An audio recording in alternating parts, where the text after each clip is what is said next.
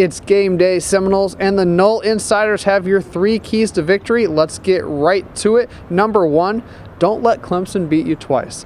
Well, we've said that before this year, and one thing Florida State has done a remarkable job of doing is, despite some heartbreaking losses, they've bounced back extremely well. Yeah, and you wish that they hadn't had so many opportunities to do it, but the fact of the matter is they have done a nice job. And look, you need to look no further than the other sideline on Saturday night to see the dangers of not moving on from a difficult loss. You know, NC State had Clemson really dead to rights, had a short field goal that would have beaten them, instead lose the game in overtime, and it's the first of 3 straight losses, including a loss last week to Boston College. So a cautionary tale, if there ever was one, over on the other sideline. Like, I do think Florida State is in better position than NC State, more talented than NC State, but going on the road to a difficult place to play at night, if Florida State isn't sharp, if their minds are wrapped up in what might have been in the Clemson game, this game on Saturday could get uncomfortable, so they need to put that behind them and kind of get right back to it.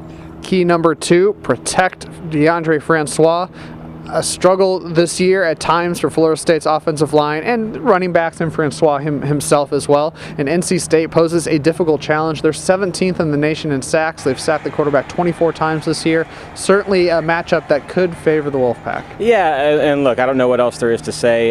Jimbo Fisher was asked on Monday about his offensive line and said, look, whenever there's breakdowns in pass protection, everybody wants to blame the offensive line, and those guys have had some troubles. But it's not just the offensive line. There's also, running backs have to be involved. Deondre Francois himself has to be involved. It has to be a collective effort. But all you can do at this point is hope that those guys keep on working, keep on grinding in practice, and improve. Because he said the starting 5 that they have is who they have going forward. That's who they trust and rely on. And so it's now just on those guys to keep working and keep getting better.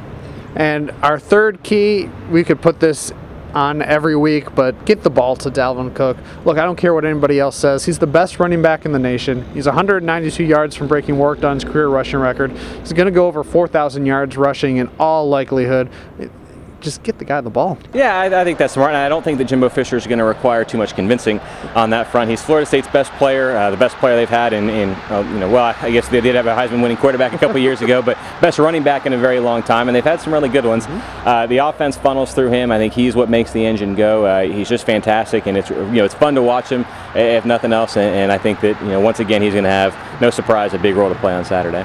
There you have it, Seminole fans. The Noles and the Wolfpack tonight, 7 o'clock on ESPNU. Make sure you're supporting your Noles, and we'll have everything you need post-game. Tim's written analysis, video highlights, recap, and post-game reaction from Jimbo Fisher and the players as Florida State looks for a big comeback win against NC State. So for Tim, I'm Lane. Go Noles.